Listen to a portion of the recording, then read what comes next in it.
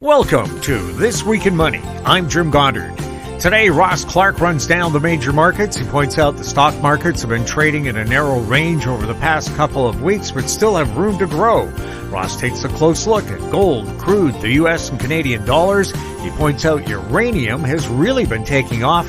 Ross also has a very special offer for our listeners. The founder of Armstrong Economics, Martin Armstrong, has released a comprehensive report in light of Alberta's growing separatist sentiment called How Empires and Nations Divide When Separation is the Only Answer. Breaking up is hard to do. He tells us he was shocked to find out how few people it takes to take separatism from the grumblings of a few disgruntled individuals to a full-fledged independent jurisdiction.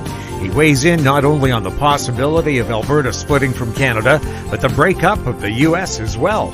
Armstrong also believes the loss of Alberta would reduce Canada to a third world nation. We'll talk to Ross Clark right after this.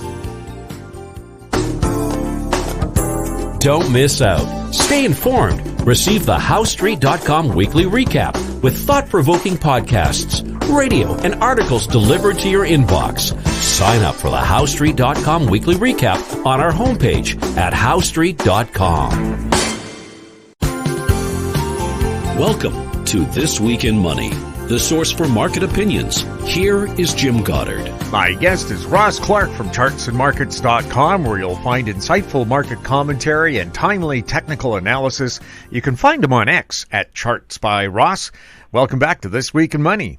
Always a pleasure, Jim. Do we have a special offer for our listeners? Yeah, just for a 2-week window here, now after the U.S. Memorial and the Canadian holiday as well, we're going to offer 50% off for the next 2 weeks. So that will be up on the website, chartsandmarkets.com. So come on along. Any new subscribers taking out an annual subscription, that's a deal that we've never offered. So come on and take a look. How would you describe what happened on the stock markets this week? Well, it's if it wasn't for the various members of the courts, it would have been a pretty quiet week. But here we are. Tariffs on, tariffs off, and a lot of just volatility, but within a tightening range. We've been really in this small range for the better part of about 2 weeks. And, when we look back on things, this long-term uptrend that we looked at in the S&P and the Dow, 100 years worth, in 2021 and in 2024, we hit the top of the channel. And based upon the modeling that we had, it was with both that and the 17-year cycle, it looked like we were ready for a pretty hard correction, and anything in the 20 to 25% bracket was what we could have had in mind. The moving averages all presented support down around 4,800 in the S&P. So by the time we got into the 1st of April, there we were. We had the bad break, and things were measuring some pretty big oversold conditions, whether you looked at the market itself with the indices, or you looked at VIX, which went to an extreme and really just caught the absolute bottom. So from there, we've seen this good recovery rally, better than we initially thought it would be. Thought it would be just a 50% to 62% retracement. It's been stronger than that. And we've seen, this global money supply, the M2, has been a good leading indicator. We've been looking at all-time highs as far as that's concerned. It typically is a leading indicator for the money, for the markets, because over time, that money supply and the Federal Reserve, the net free reserve numbers, when they're positive, the money flow tends to work its way into the equity markets, And nowadays we look at it not just in terms of the U.S. markets, but you look at that internationally. You take a look at Europe, you look at the DAX. Here they are at all-time highs, even leading what's going on in this bounce in the U.S. market. So as long as that side of things is there, the long-term model, when you look at the 100-year chart, that allows for another move to all-time highs. The 17-year cycle really doesn't fit in there quite so well, but as long as the supporting lows on these small pullbacks like we had a week ago, as long as those hold and we don't see any divergences in the relative strength index, this market has still got potential to move higher. We will be looking at potential divergences and then a break of support areas as the indication that the bit of a rolling top here would come into place, and look for the better part of a maybe a 50 to 60% correction of this rally we've had from the April low. But we've got to be looking for more of a rolling top before we start to look at downside projections. What's going on with gold?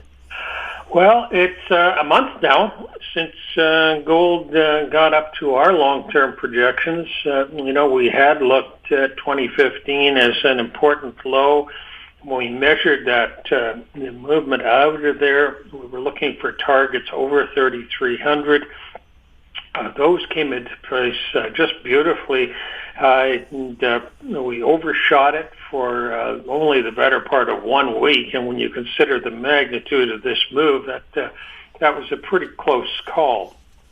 So with the top in gold, which then coincided just perfectly with the downside exhaustion readings in the U.S. dollar index, this type of consolidation, as I say, we're now 1 month into it. You could spend another month here just going through the chattering phase. Ideally, what you want to see is a relative strength index backing off into the low 40s, and we're currently just in the 45 to 50 range. So what you'd want to see optimally, as I say, is maybe 1 or 2 weeks with a sharp break. Maybe take out the initial support levels that we've seen and spring those. And if we could do that, take out a few of the week longs, that would just be a setup for the next rally on the upside. And I would be looking for other precious metals to probably come along for this play as well. Silver is all lined up for a significant move into the second quarter of next year. So if we can see silver start to break out, and we've got significant points on the indicators that we'll be looking for as far as the breakout is concerned there. But for now, we're holding it through around 33 on silver. And I think if we can start to see action there, then we're looking at $50 plus within the next year, and it could be considerably more than that. What's happening with crude? Crude just biding its time under $64, and from our perspective, there's nothing big in here right now. I just don't see the potential for upside. We did have good exhaustions down at the first week of May when we were at just around 55. The bounce was reasonable, getting up to the 50-day average. But for now, you take a look at anything in there, and it doesn't seem to have the oomph to get through that $64 to $65 resistance. What's happening with the U.S. and Canadian dollars? As I say, U.S. dollar down to significant oversold conditions at the first part of April. A good bounce to the 50-day moving average up at 102, and now we're sitting around 99. I think that this consolidation phase, pretty broad one that we're into for the dollar, will continue for a while. And, we'll watch for it maybe to get back down and retest 98.5 on the lower side. On the upper side, 101 now becomes the resistance level. As long as we can't break out of those parameters, then, this consolidation, after being as oversold as it was, probably has the better part of a month to go. I noticed on the big board today, everything was red except for one item, and that was the Canadian dollar. What's the story there? It's hard to say just what's going on in here. The Canadian dollar managed to pull back from 72.5 down to 71.5 during the first half of May. It's the only currency that produced a good oversold reading as far as we were concerned. While the U.S. dollar has been had a decent bounce and then back down, the Canadian dollar looks as though it's got more momentum on the upside. And when I compare that, as I like to do, versus the crude oil market and the agricultural side of things, corn, wheat, and soybeans, and we've got this good buoyancy as far as the dollar is concerned. So trend is up. We were thinking that the correction could have been down to the 71 range, but it has held well above that. So until we see some divergence on the upside, and right now we don't have that. We've got leadership in the currency right now. So until we see any divergence in the currency versus commodities, trend is up, and you don't want to fight that one right now. The big item out there in terms of price action this last month or so, though, has been in the uraniums. We've had, depending upon the stock that you're looking at or the index, it's been a 66% rally on the URA since it bottomed in the first week of April. And as of this week, I guess it was 2 days ago, we had upside exhaustion signals in URA. We've got them also in Cameco, which is the big daddy as far as that area is concerned. These are the same signals we had in October of 2024. So the index has definitely had a big run, and not a surprise, we had good capitulation readings at the bottom. So at this point, upside exhaustions, we've got daily 13 readings, both in sequential and in the combo. So a correction, probably giving back more than we've seen in the last 24 hours would be expected. But you want to look at that sector as a really good buying opportunity, I would say, within the next 2 to 3 weeks. Again, how can people sign up for your very special offer? Yeah, this is an unusual offer that we're going to present here for the next 2 weeks. Chartsandmarkets.com is where you will find the link for the annual subscription. Ross, thank you so much for being on This Week in Money. Good to be with you, Jim. Coming up, Martin Armstrong, next on This Week in Money. Always consult your investment professional before making any investment decision. This Week in Money is archived online at talkdigitalnetwork.com. My guest is Martin Armstrong, founder of Armstrong Economics, available online at armstrongeconomics.com. He's speaking to us from Florida. Marty, welcome back to This Week in Money. Oh, it's always a pleasure. Today, we want to talk about Canada and the possibility that provinces will want to leave Canada. You have a new report hot off the presses. It's 314 pages. It's titled How Empires and Nations Divide When Separation is the Only Answer. Breaking up is hard to do. Our listeners can purchase it from ArmstrongEconomics.com for only $19.95 US. That's about $500,000 Canadian. Martin, can you please tell us about this report? Well, there's so many around the world. A lot of people are talking about separation, primarily some places revolutions. So I decided, all right, fine, let's ask a question. What percent of the population does it take to succeed in separation or revolution or whatever? And to my shock, I went through, everything from Rome war with Israel and right up, through modern times, civil wars, etc.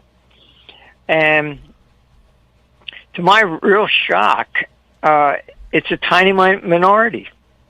It's never the majority. The majority tends to be, silent and goes along with the flow. I think you had up there with a pipeline and what 80% of the Aborigines voted for it, and then what was it, six chiefs who weren't even elected held up the whole thing.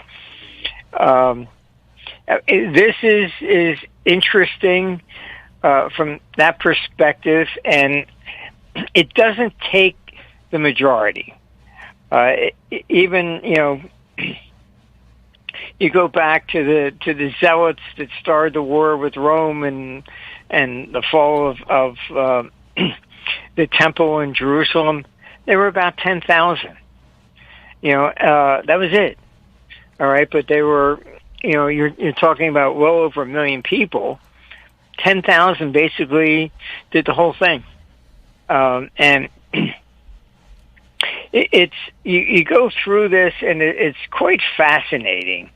In Alberta, honestly, you're seeing this develop, and the polls are almost at this stage in the game 40% in favor of exiting. And then you have three choices, basically. You have, yes, they could separate, become the 51st state. I wouldn't really recommend that. They can stay as a sovereign nation within Canada, like Quebec. I would say no.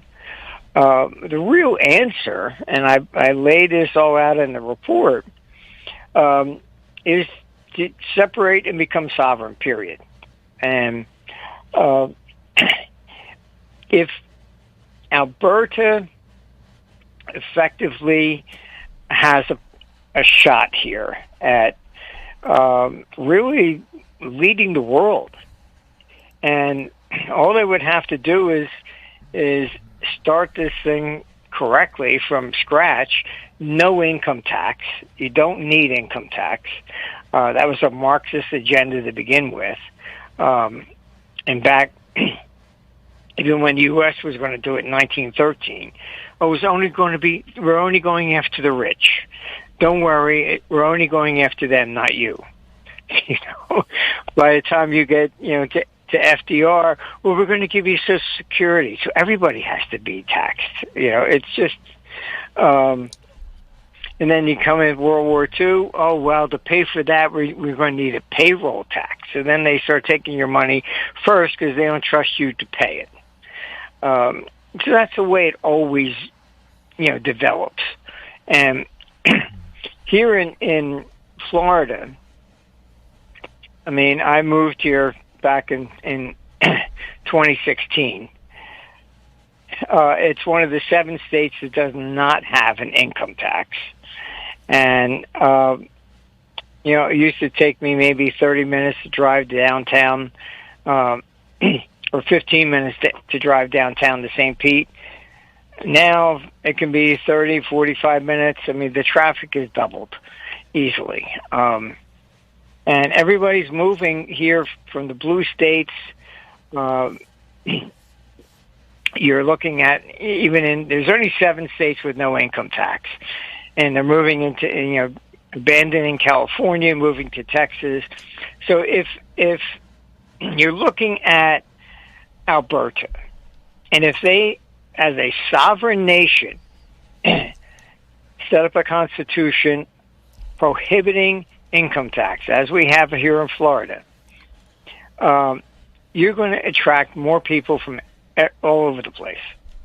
And you'll when everybody then sees the success of Alberta in the international community, then you have a shot at maybe creating a contagion and spreading it to other areas.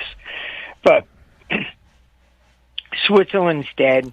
It not only gave up everybody, there's no secret accounts anymore. They gave up everybody under pressure for taxation. They confiscated assets from Russians, and they surrendered basically, their independence. Sweden was the other country that stayed out of the war, neutral. They've now joined NATO, and they put their population basically, with a red target on their head. Sending planes to Poland, and you kept everybody out of the war. Sweden was a safe haven, as was Switzerland, and there's nothing left in Europe. They're all done. They just give me money, money, money. And no matter how much you give a government, it's never enough. They always spend more, and their assumption is, just go get those people, raise the taxes, and force them. We need more. And that's the problem. That's why these governments are always getting in trouble. And we can't, I know people talk about gold standards and stuff like that. Let's be practical. You can't have something like that without changing the politics. All right, as long as a politician can stand up and say, vote for me, I'll give you a free car and a lollipop. All right, you can't fund that on a gold standard or a fixed exchange rate. It always requires spending more money, go get it from other people, and deficits. That's it. So until we wake up and say, look, this whole thing is just going to go bust, because they've been borrowing money since World War II with zero intention of paying anything back. So this report that I did was, for a lot of people, including Alberta, I keep, getting the question of what percent do you think it's going to take to get the average is less than 15%. And it was really a shocker when I went through everything, every separation movement, and revolutions, the French Revolution, American Revolution. It is shocking. I didn't expect to encounter that, but the way you do research is you go in with a question and you try to answer it. All right, you don't start with a theory and say, "Oh, gee, I would assume 60% would do it," and then you try to prove that. You can't do research that way. That's ass backwards. You have to go in open-minded and say, "Okay, fine. How does this really work?"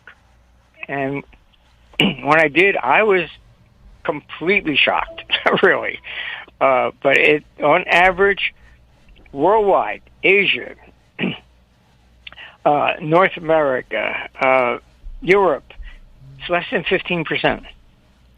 Well, polls, the latest one I just saw from CBC said about 17% of Albertans are hardcore interested in separation, up to 40% kind of soft core interested.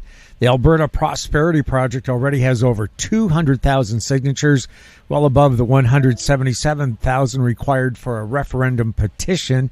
There will be hurdles to overcome moving forward. Does history show us the way forward? And I also saw a documentary, I think, on PBS that only 10% of the American population supported the American Revolution. Oh, yeah. No, that's what I mean.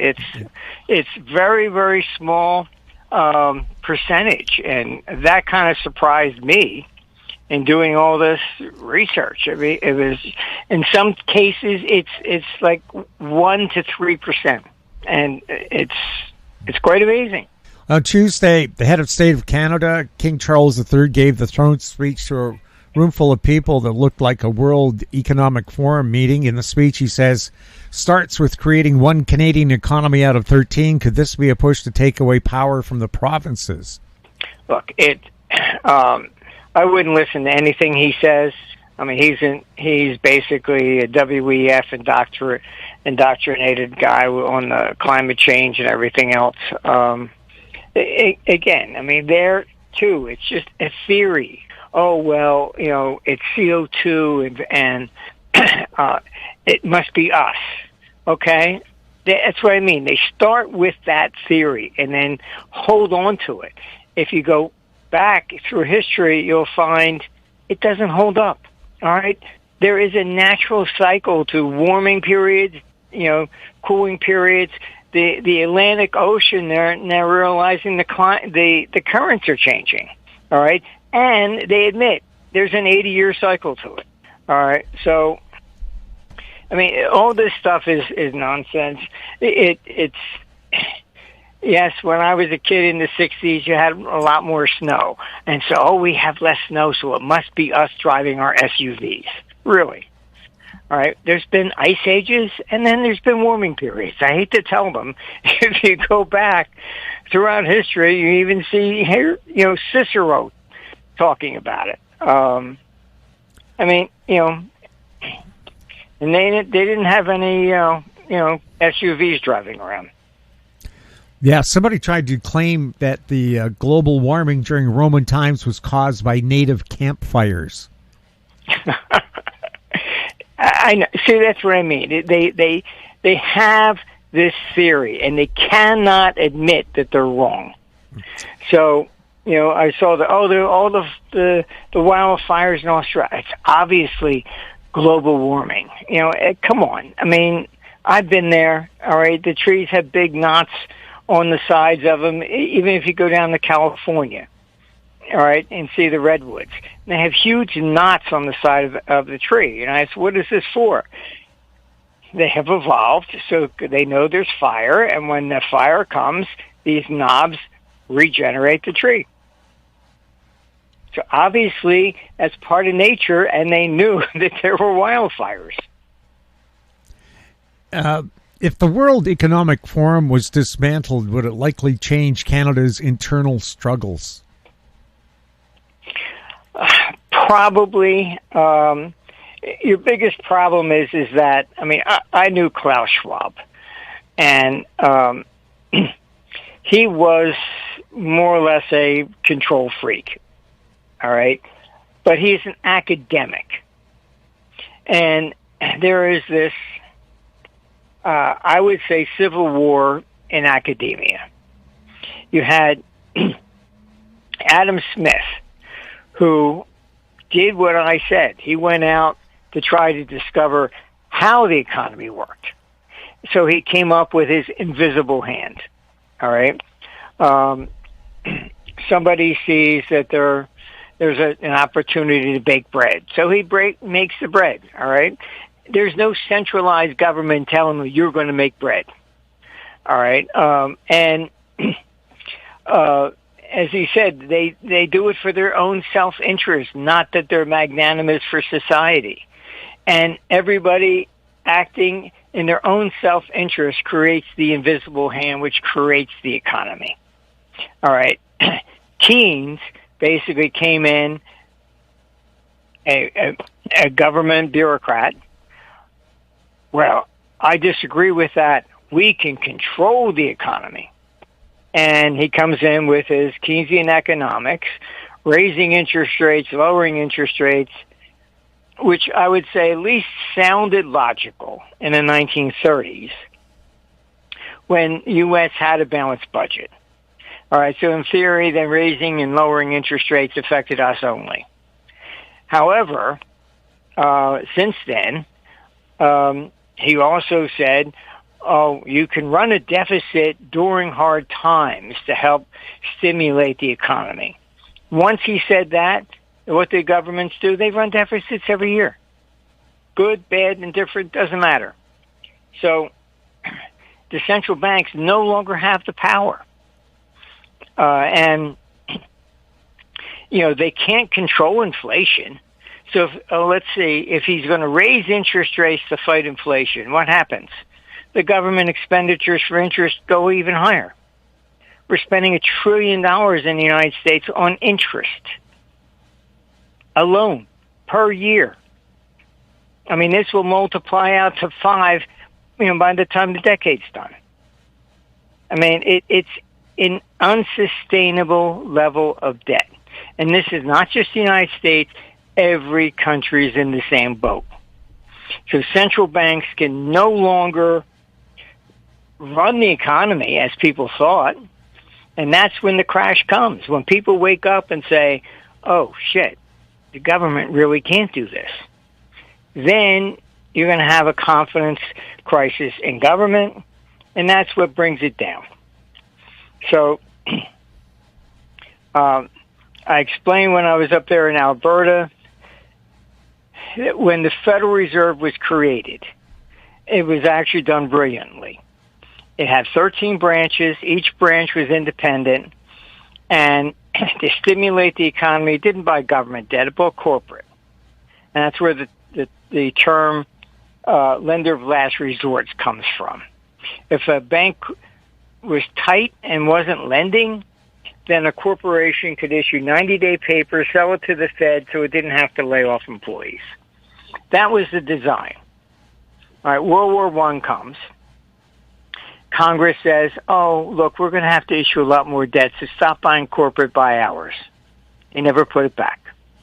Then FDR comes for the Great Depression. He wants to sell his socialistic Marxist agenda. So what does he do? He usurps the Federal Reserve, puts it in Washington, and one interest rate suits all. Why do we still have 13 branches? You can look at newspaper.com or whatever, or a newspaper back in the 1920s, and you'll see every branch was completely independent. If there was a shortage of cash there in one region, they would raise the rates to like 4% and everybody else is at 3% to attract money. It was all based upon the panic in 1907 because the San Francisco earthquake hit in 2006, but the insurance companies were on the East Coast. So the capital moved from east to west. All right, and that caused a shortage in the east, and banks were failing.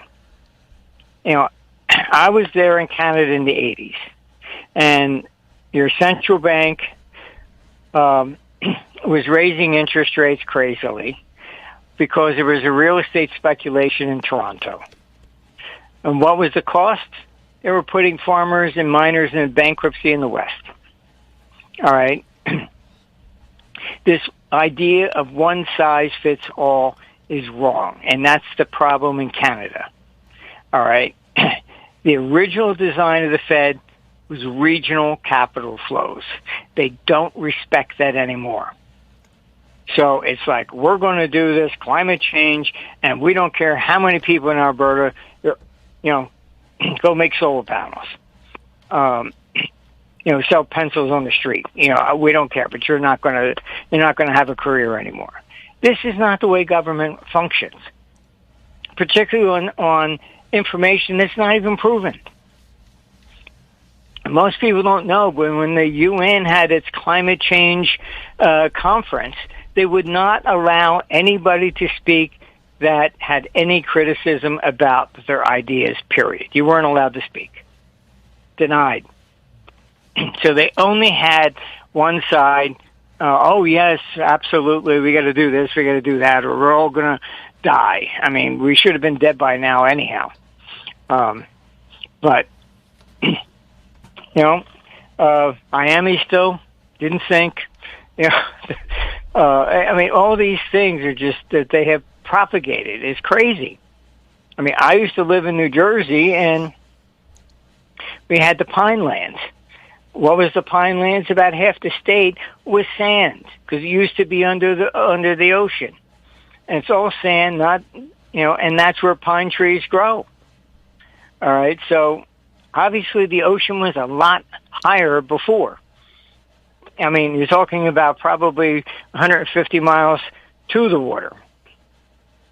So it's been much different over the years. And this nonsense that we have the ability to change the actual climate by driving a few cars around, I don't think so. If governments allow international sources to dictate policies over which the people have no say, is it treason? Yeah, look, it's certainly not democracy. If you look at how they created the EU, all right, the head of state, Ursula, has never stood for election, period. She is appointed by the others, all right? Everybody that's on the commission that makes the laws, nobody stands for election, all right? They do not like democracy. They don't want the people to have a vote on anything. And in Europe, it's worst of all. They cannot vote the government out, period. Impossible. So, I mean, historically, what does that leave you? Leaves you with revolution. I mean, I have done podcasts from Netherlands down to Sicily. 3 years ago, they would say, you really think the EU is going to break up? Now I get, when? How much more do we have to tolerate this? Serbia, Croatia, I do them everywhere. And I do them because I want to hear also the reactions, the questions. And that's why I did this report, because separation is a contagion, and it's happening everywhere. The climate change hoax will continue to be used against Alberta and other provinces and territories. Are there a number of reasons why people in Alberta want to leave Canada? Yeah, I mean, like I said before, they were raising interest rates to fight real estate speculation in Toronto and putting people in Alberta in bankruptcy. I mean, this is the same nonsense. Carney was one of the ones with the net zero nonsense. Does he realize that, trees, grass, they breathe in CO2? And, I mean, it's just unbelievable. Like people like Bill Gates, population is too big. We have to cull the herd. Where do you come off with this shit? Because his father was basically a racist or whatever, and they started the Planned Parenthood and were just sticking them in minority areas to reduce the population. I mean, Justice Ginsburg, you can look it up. When she got to the Supreme Court, Roe versus Wade was there on the abortion issue. And she said it had nothing to do with women's rights. This was all about eugenics and reducing the population, period. And she was there. The powers that be seem to want to push for Alberta's sovereignty within Canada, while a number of the people want Alberta to leave Canada. Another thought is that Canada becomes its own version of the United States, the Republic of Canada. What are your thoughts on any of these actually happening? I think there's a very good shot, and I think it's inevitable. I don't see Carney changing his stripes.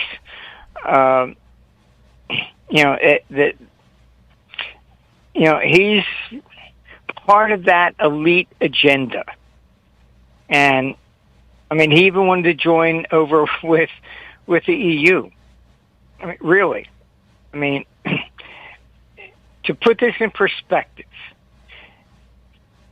out of every dollar that is spent by a consumer in the world, 25% comes from the United States. Europe, collectively, consumer spending is $1.29 out of 10. That's it. They have the worst economic growth. Germany and Japan are the two economies that are shrinking. And I don't mean recession. I mean, they are shrinking. They're losing the capacity to employ. Small businesses are being driven out. They did the COVID, then they did the climate change, and then they put the sanctions on Russia. I mean, that was really brain dead. It's like, I'm going to shoot myself in the foot to show you how serious I am. Really. It's complete nonsense. So they stop the energy from Russia, and they pay 3 times more for it from elsewhere. Okay. That makes great economic sense. And you're really going to hurt Russia with this. Russia just turned around and started selling to India and China.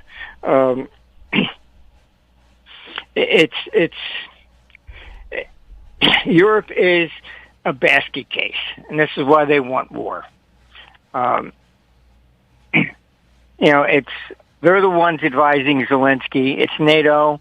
You even had the head of Estonia, who's now their top national security person there in the EU. She actually came out and said Russia is too big and it needs to be broken up. I mean, they're insane over there. Largely because they know they are in deep economic trouble. So, as you know, when they were forming it, they came to me. And I sat down and said, okay, fine, this is how we create a currency. And you got to consolidate the debt to compete with the dollar. And Herman Kohl said no. He wouldn't allow the German people to vote. So he took it in without a vote. And he said that if he allowed them to vote, he would have lost 7-3. So he knew what they were upset about would be consolidation of the debt, would be perceived as bailing out Greece and Italy, etc. So he said no consolidation. Now, as a fund manager, I can pick up the phone and say, buy me $10 billion worth of U.S. Treasuries. I can't do that with Europe. I still have to make the same decisions. Do I want Germany? Do I want France? Do I want Italy? Nothing changed.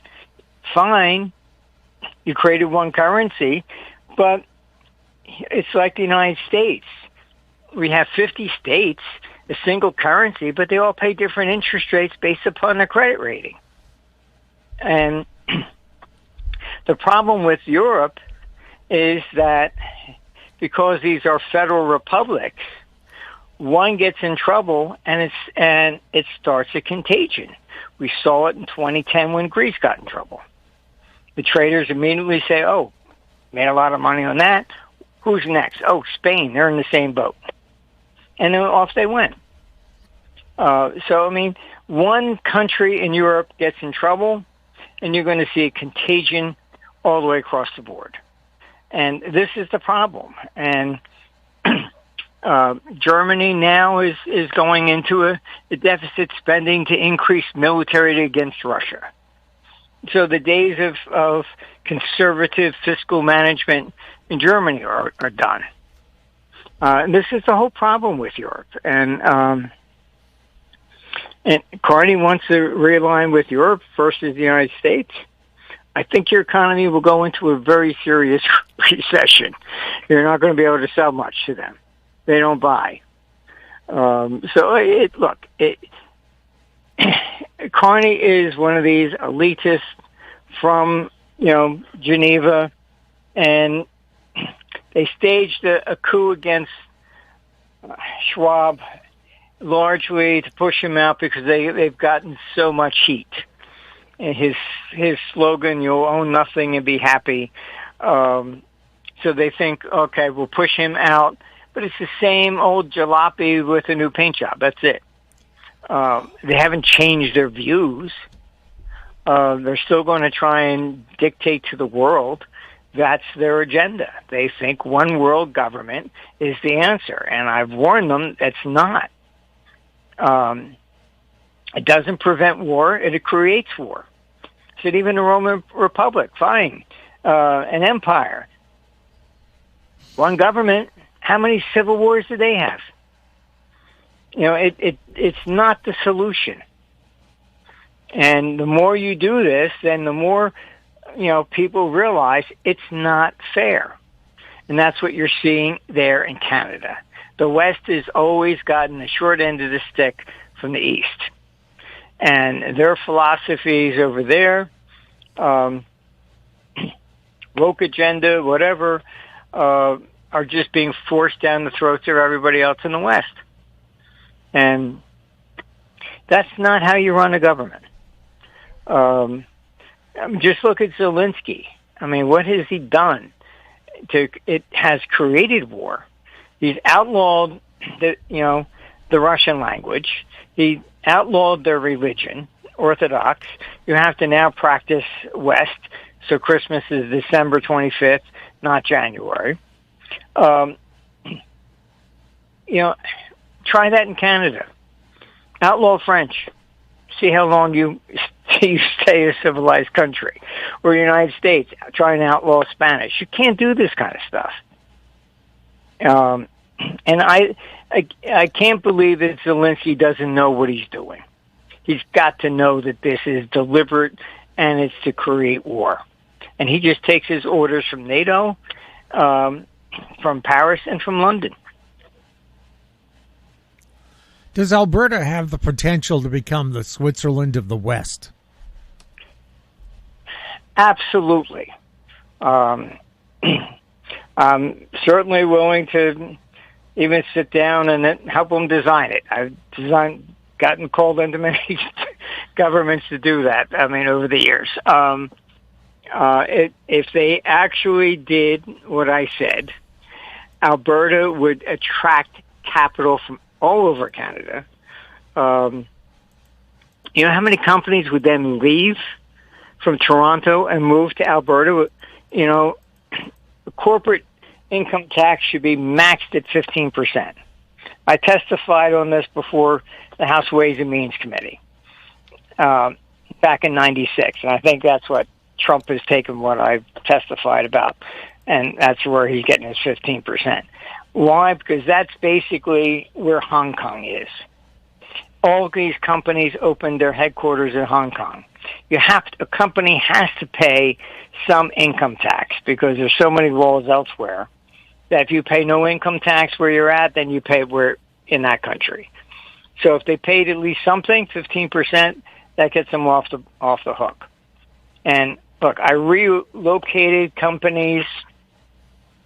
That's how I got to know Margaret Thatcher. I was restructuring companies. If they needed skilled labor, I was putting like auto manufacturers in Britain. And she had heard there's this guy, sending companies here, and she wanted to meet me. And she asked me why. I said, look, even if I pay the same wage, all right, Britain to Germany. I said, Germany has so many regulations and laws on top of that. All right, the cost to a company is 40% higher, and the worker doesn't see anything more. So she understood. She was a very smart, one of the smartest world leaders I ever met, I think. And look, I set up companies in Macedonia to get them, they were willing to give a 25-year guarantee, no tax increase. So they set up. But you can't have a company come in, spend $1 billion, build a plant. Oh, our tax rate's, 10%. Oh, you're done building now? Now it's going to be 35. It doesn't work that way. All right. That's why I get called in to advise a lot of these companies. What do you think? You have country risk, and that's the first thing you have to consider. I'm not going to put somebody in Iran They've nationalized assets before. It's country risk. Sorry, I don't care what the rate is. Can't touch you. And Alberta has the shot. If they did what I said, maximum corporate rate of 15%, no personal income tax rate, you realize what that does just from a corporation standpoint, looking at the cost. In the United States, you can look at your paycheck and then look at how much they take out. It's almost like 40%. In fact, I debated Steve Forbes and a governor of New Jersey at Princeton University, and he was the Democratic governor was always tax anything that moved, and when it didn't move, just take whatever else is left, And I said, I called him out. I said, listen, what do you do? I said, you're borrowing from the poor. You don't even have the decency to pay them interest. Oh, what do you mean? I said, because everybody waits for their refund check. Do you give them interest on using their money for the whole year? I said, you don't. You're borrowing from the poor, who you claim to care so much about, and you're cheating them out of their interest. And he had no comeback. Afterwards, he goes, maybe we should talk. This is it. No income tax, the actual take-home pay of an employee will increase. All right? The company could give them more money to come, and people will line up to go there. Just look at what's happening in the United States. There's a great migration from the blue states to the red states. I met people here in Florida. They moved here because their kids were getting suicidal because of COVID. They shut down all the sports and everything up there. And, you do that to a teenage kid who thinks he's going to be, make his career in football or whatever, sports is everything to them, and you shut it all down. I met at least 2 families, maybe 3, I think it was, that moved here simply because their kids were getting tortured up there and were becoming suicidal. Thought their entire life is over with.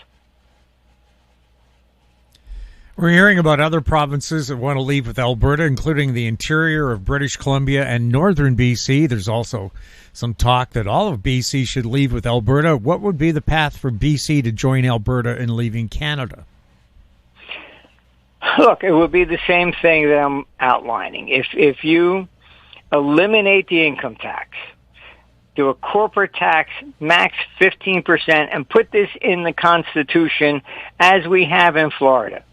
All right, so to revise the Constitution, it would take a monumental vote, all right, rather than just passing some legislation at 12 o'clock at night when the TVs are off, which is what they do. So if it's not legislation and it's a constitutional issue, all right, then you can safeguard this and you'll attract people. I would then advise companies, okay, fine, set your plan up there. And with Trump's a businessman. All right, so no tariffs on anything coming in, and he would immediately say, fine, no tariffs on anything that come from you. People don't even understand him. A 10% tariff is a tariff. All right, when he puts in 50% or 200%, that's political. That's to force you to negotiate. It's not what he expects to get. All right, he put 50% on Europe, and immediately Europe says, okay, fine, we'll negotiate, and he suspends it. That's the whole purpose of it. All right,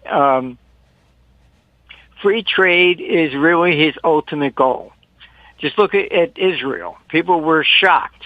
Israel said, all right, we'll drop all the tariffs. And people were like, you got tariffs on American stuff when we do so much for you to begin with?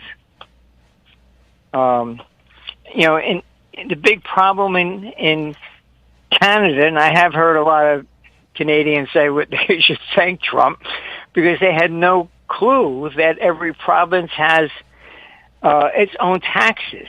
It acts as if it's its own sovereign country anyhow. So they tax each other. That's illegal in the U.S. All right. A lawyer in Nova Scotia, he cannot practice in Newfoundland. In the United States, if you're a lawyer and you're admitted to the federal bar, you're going to practice anywhere in the country. It's these things that hold back Canada. They think they're protecting a local job, but you're actually restraining it. Economic growth, would be phenomenal. And what I tell these people is that, look, if you look at the Roman Empire, it lasted for 1,000 years. Why? Because it didn't interfere on cultural issues.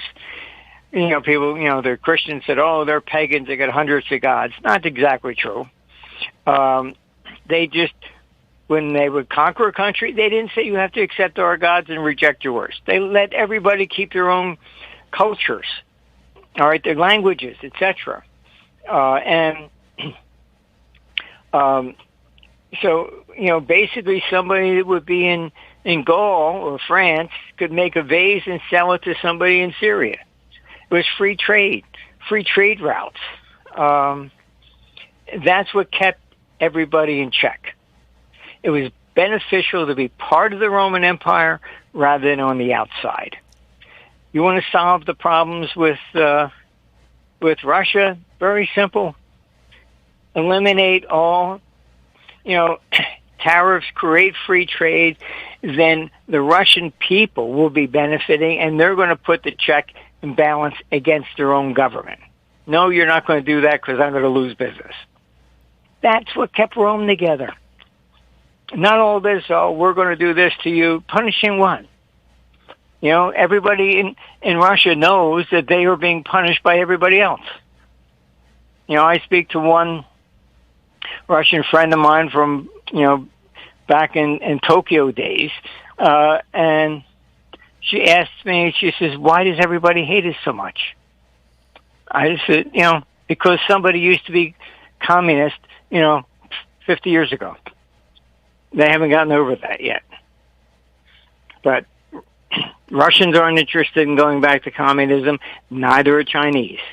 Once they got the taste of freedom, they're not going back. Could Alberta and other provinces that want to leave Canada use tax incentives to strengthen their economies? Yeah, I mean, like I said, I would be glad to sit down and show them. There's plenty of examples from around the world. Like I said, Hong Kong, their max rate was 15%, and that's why so many companies went there. It made Hong Kong functional. Jobs were there. You had many companies that set up their headquarters there for the tax rate. If Western Canada became its own country due to its resource assets, do you think Western Canada could end income tax? Oh, yeah, absolutely. You end the income tax and you end the deficits and everything will fall into line. Like I said, you can't have the socialistic agenda. Vote for me, I'll give you a car and a lollipop. And then have a fixed currency, a gold standard, or anything of this nature. You can't have, that's a lethal combination. You have to run a sensible, balanced budget, period. And so trust me, you'll get so many international business out of it if you just did the right thing for once. If Western Canada became its own country, what's left of Canada, would it likely become a third world country? No, the rest of Canada would be a third world country. Look, Alberta has the highest per capita income in Canada. It's number one now, all right? It leaves, I'm sorry, the rest of Canada ends up, they can all run around taxing each other to death.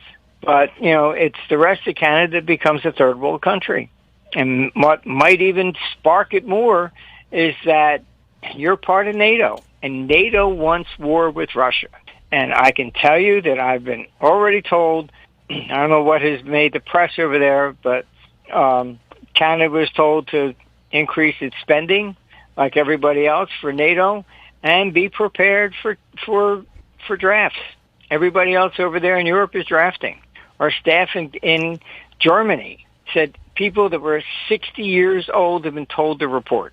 Has mass immigration added gasoline to the fire of provinces wanting to leave Canada? Oh, yeah, absolutely. I mean, this is one of the biggest issues also in Europe. When everybody came here to North America from Europe, there were no welfare programs. There were no handouts. We came here for a new life. And what's happening now is these people are coming in for a free handout. That's it. I mean, I was over in Germany, and in the summer I didn't see any. I said, where are all the migrants? The government gave them a 2-week fully paid vacation to go back to the very countries they claim they fled from for political reason. I mean, how stupid can you be? I mean, they're here for political asylum because they're political, targets in their own country, but now you're giving them a 2-week paid vacation to go back to visit the country they claim they're being persecuted in. I mean, you can't make up this stuff. I mean, these bureaucrats are they're off the wall. I mean, they're really off the wall.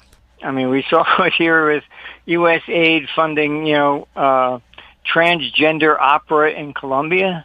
Huh? I mean, you just can't even imagine making up all this stuff.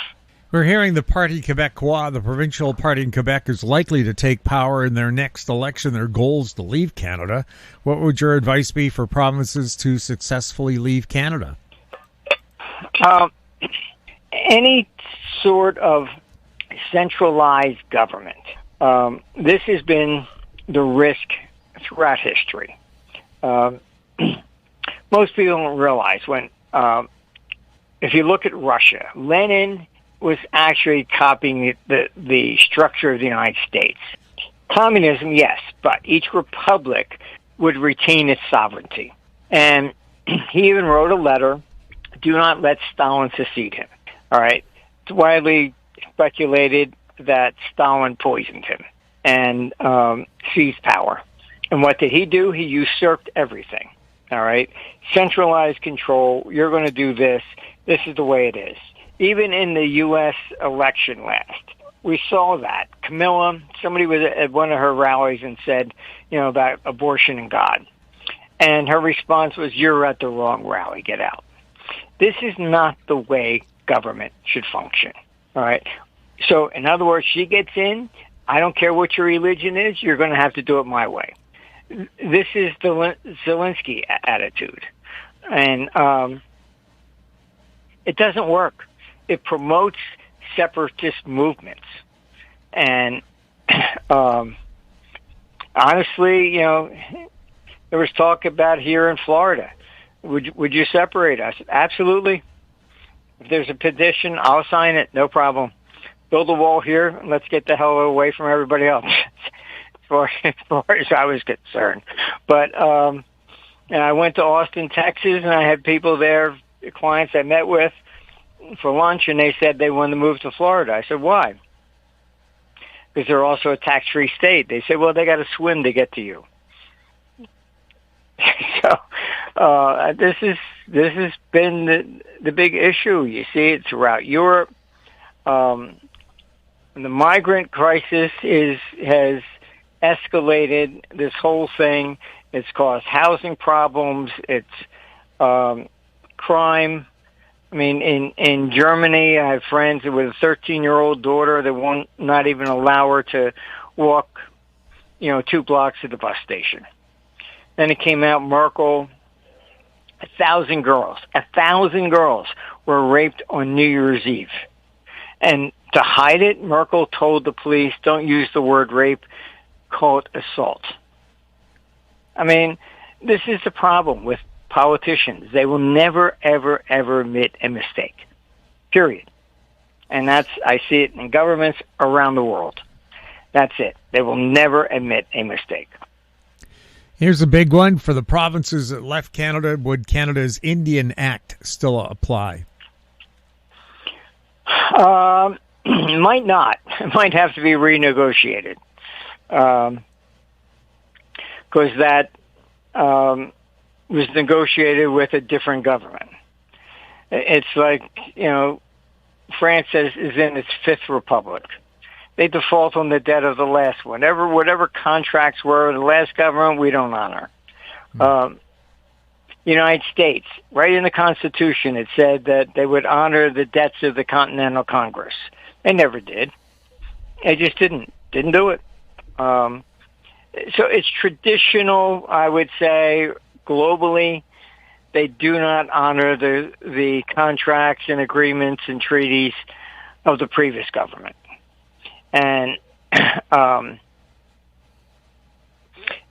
look, the U.S. has even used that against Russia. The treaties that were signed when it was a communist state was with the USSR, not with the new government. You hear this, nonsense all the time. Could we be witnessing the making of a modern-day revolution in Canada, a Wexit on steroids? Yeah, and it's the economics that cause it. Once you see perhaps the war in Europe may be a real catalyst, since you're part of NATO, and NATO will be looking to draft people. Simple as that. They want more money, and they want war. I will say this. I have been in discussions with people in Capitol Hill, and I have been arguing you've got to get the hell out of NATO. Now, Trump can't create peace in Ukraine when you have the Europeans stabbing him in the back at every which possible angle. And I've been in conversations with some very high level people in Washington, and I was actually shocked. I say we have to get out of NATO. They intend to create a false flag to invoke Article 5 to drag us in. And they actually said, "You're right. We agree." So Trump has started to pull some troops out of Europe, but Carney would not. Carney is one of them. He's one of the elitists over there. He's part of that club, and they get into war, and they're going to pull in Article 5 on NATO.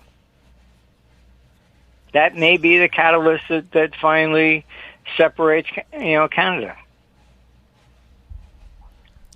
There are election fraud concerns in Canada of leaders not being elected but selected. If a referendum is held in Alberta and possibly other provinces, how can the will of the people overcome election fraud? Look, election fraud is a very big problem, particularly in parliamentary systems where you don't actually get to vote for who's going to be the candidate, as in Europe. When I was just up there in Alberta, I was dealing with Romania. They believe that their election was interfered with again. And I warned them. I said, the EU is not going to allow you to leave. Romania, they're building the largest military base for NATO in Europe. It's to be able to attack Russia. Planes, aircraft are going to fly from there into Russia. All right. How can they possibly allow the Romanian people to say no? So the election is always going to be rigged. The first guy was anti-EU. Oh, he's under investigation, so he can't really run. Look, Marie Pen in France against this. Oh, well, let's see. She paid some expenses from the EU money for her local French bureaucracy. Oh, that's fraud. She can't run again. Look, they've been using this is what is called lawfare. People are talking about. They tried it on Trump. They're doing it to Bolsonaro in Brazil, Marie Le Pen in France. They use it in Romania. This is standard procedure anymore. use the law. Doesn't matter. Just make it up, whatever you need to do to prevent people from running for office. In the past, U.S. states have split, but they remain under the umbrella of the United States. Do you think the United States will break up, and what could that breakup look like? I think eventually you're going to see the western states split off, California, Oregon, Washington. I mean, they're so left-wing out there. More people are leaving from California than any state around. And the governor, instead of saying, gee, why are they leaving? What are we doing wrong? He puts in an exit tax to punish them for leaving. Norway's doing the same shit. They want to tax you on unrealized gains. So if you got stock and it's worth twice as much as what you originally paid for it, well, you got to pay tax on that right now, even though you didn't sell it. The left is always the most violent, and it's the most unreasonable, and that's what causes revolutions. Is the European Union doomed? Oh, without question. Look, everything they have ever said to join the EU has been nullified. They swore that nothing could take place without 100% consensus. Oh, Hungary doesn't want to give money to Ukraine? Let's see. We'll strip Hungary of its vote. There goes the consensus. All right, then they reclassify assets so they can do whatever they want. And now you have Ursula coming out with the same exact thing that created the hyperinflation in Germany. All right, saying that proposing seizing money from people's accounts. It's unused. They have too much cash. So we'll seize that cash and use it to fund the war. That's what Germany did in December 1922. They took 10% of everybody's accounts. What happened? The hyperinflation started the next year. That's what caused it, not printing. People started moving their accounts out. Once they took 10%, they got their accounts the hell out of Germany. That's why when Hitler came in 1933, he passed a law that Germans were not allowed to have an account outside of Germany without government permission. He was trying to bring all the money back. That's when Switzerland responds in 1934, and it creates the numbered accounts. No names. It was all to protect Germans. Basically, it was a shot against Hitler. I mean, this is what's going on. And she now is actually proposing confiscating unused assets from people's accounts in Europe. It's not going to hold up, I'm telling you. Every place I talk to, they want out. Do you think President Trump could play a role with the provinces wanting to leave Canada? Possibly. I don't think you need them. And I would not recommend becoming the 51st state. I mean, you want to really create some economic, monumental freedom, go as a sovereign state, just do a corporate income tax at 15%, eliminate personal income tax, and watch what happens. If you join the United States, you would have a federal income tax. Your taxes would still be a lot lower than what they are in Canada, for sure. But I'd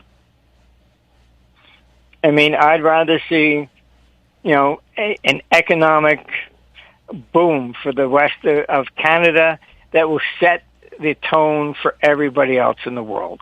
And once that happens, they're going to look and say, shit, that really works. And they're going to be forced to do it. In the process of exposing these concerns and possible solutions in Canada, likely bullish for the Canadian dollar?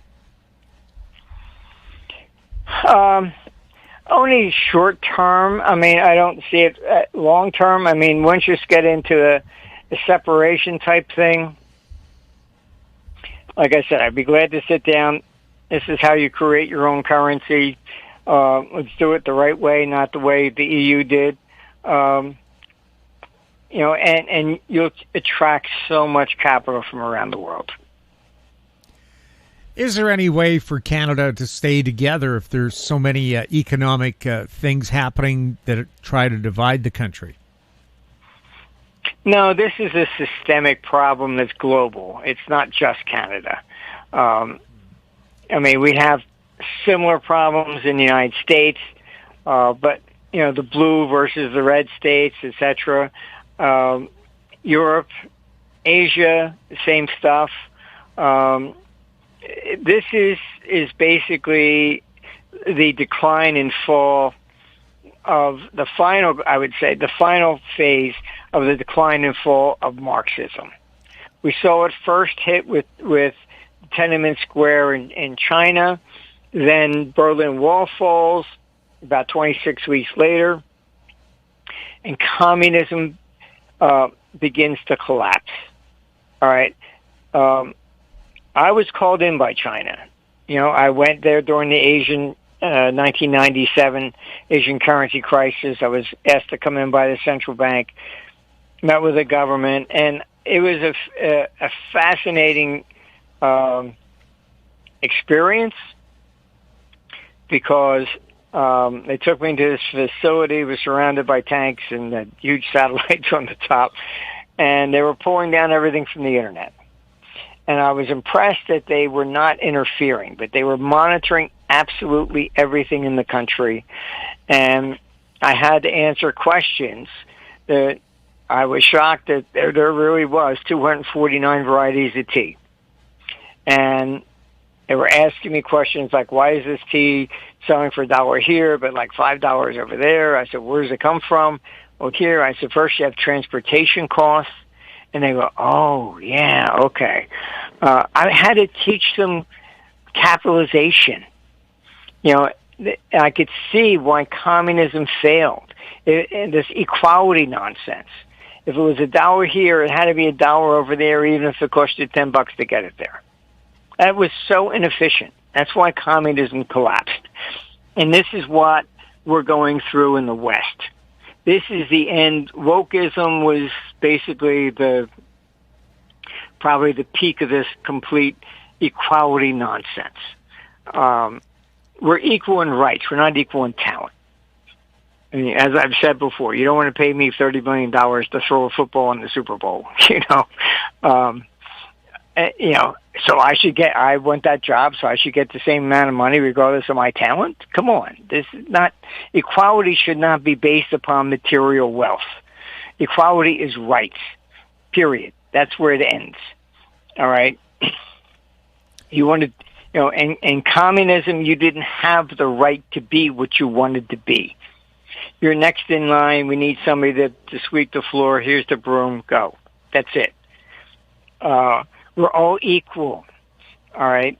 So you were not allowed to do anything. You were not allowed to have curiosity, invent something. That was all forbidden.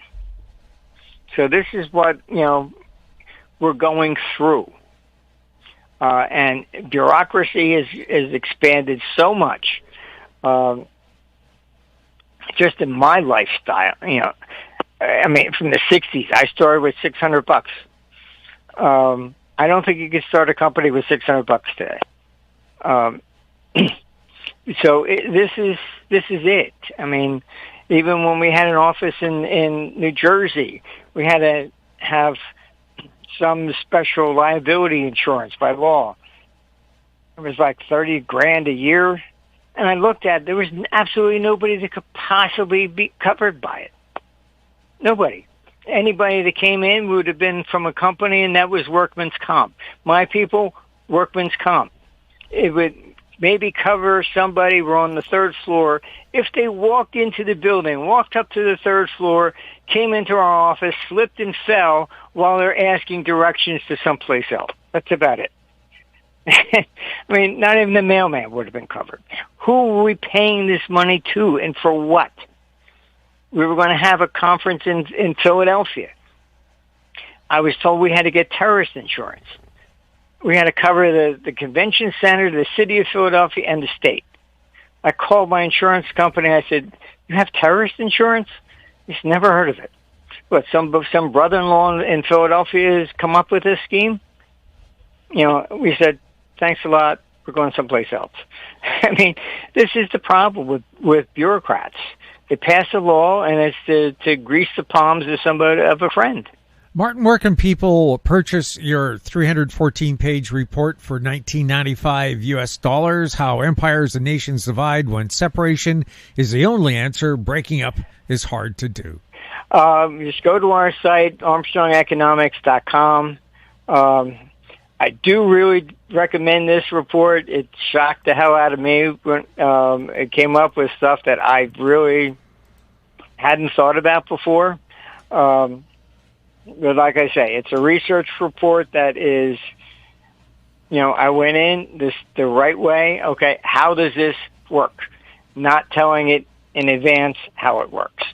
It doesn't work that way.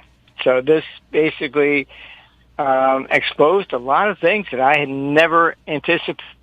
I said the vast majority of separatist movements take place with less than 15% of the population, and many of them are even less than 3%. Martin, thank you so much for being on This Week in Money. Well, thank you for inviting me, Jim. Take care. My guest has been Martin Armstrong, founder of Armstrong Economics, available online at armstrongeconomics.com. He was speaking to us from Florida. And that wraps up our show for this week. We'd like to thank our guests, Ross Clark and Martin Armstrong. And thank you for listening. If you have any questions for our guests or for the show, you can send them to info@howstreet.com. I'm Jim Goddard. We'll be back next week with more This Week in Money. Comments made on This Week in Money are an expression of opinion only and should not be construed in any manner whatsoever as recommendations to buy or sell any financial instrument at any time. Archived online at talkdigitalnetwork.com. This Week in Money is a production of Howe Street Media Incorporated. Executive producer is Tom Allen.